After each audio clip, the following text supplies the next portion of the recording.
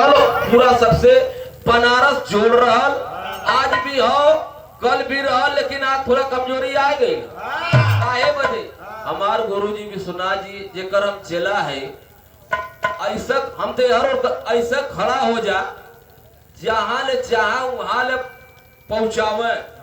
अवजिया के तनको फर्क ना रहे ना खिचखिचाहट रहा, जहां ले चाह जैसे मिले को उसे भेंट कर ले ऐसे खड़ा होके। आजकल तो तौली रुमाल निकालत हूँ साइड से है कहा हो लाइव चलत हो। बिहार के नाम ले थे भोजपुरी कलाकार लोग हुआ।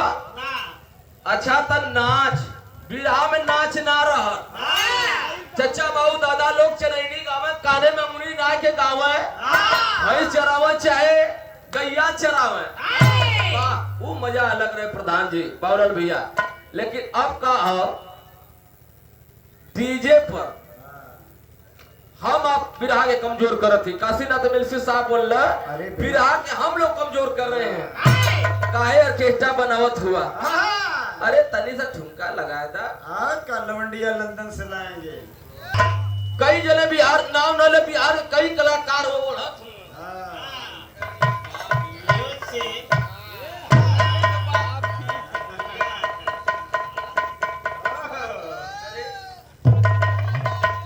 पहलवान छुटल कुश्ती लड़े बदे लड़ाई ला लोगन का मजा फल्ले हो।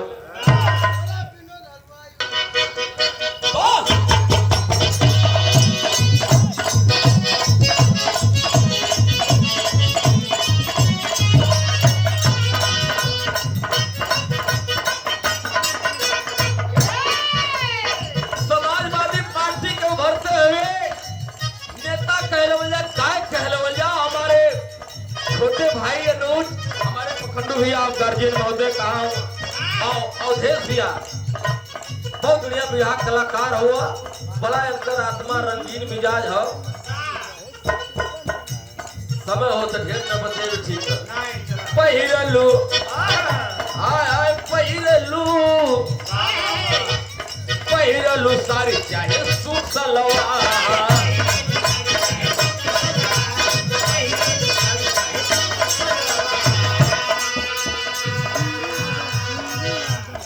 निकला के सगरी बदन पे तुहार,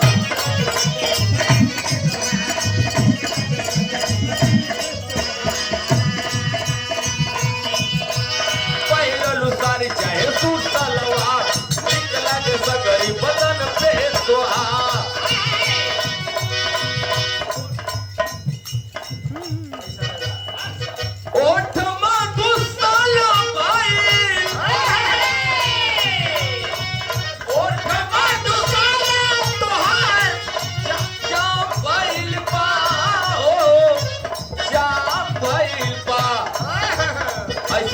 दुनिया में नाम भइल बा, ऐसे ही ना दुनिया में नाम भइल बा।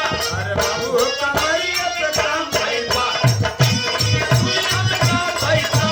बाबू कमाइए पे काम भइल बा, ऐसे ही ना दुनिया में नाम भइल बा।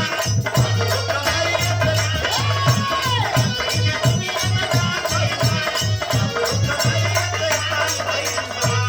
सूट सलवार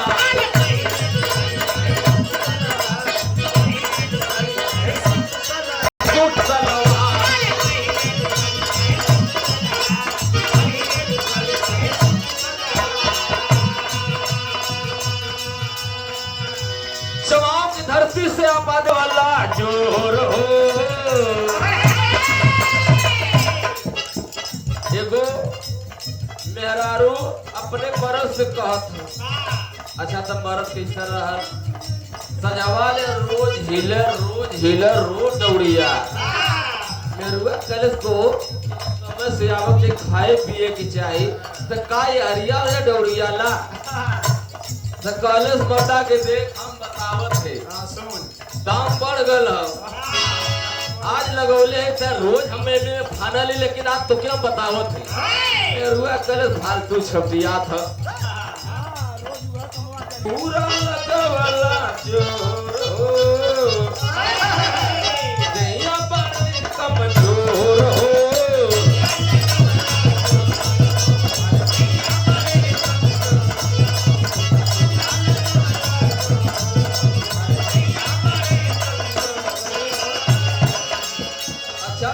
₹75 लगोले और कहले कि यही बजे रोड डांटे लू हो गेले भी भैया परदेश तू तो पूरा लगवला जोर हो दैया पाले कमजोर हो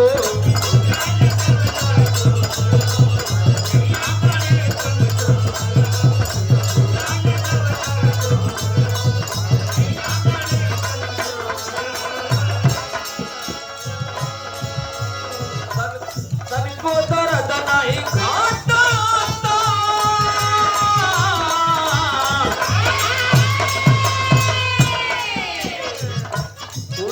तकलीफ दूर ना हो तनको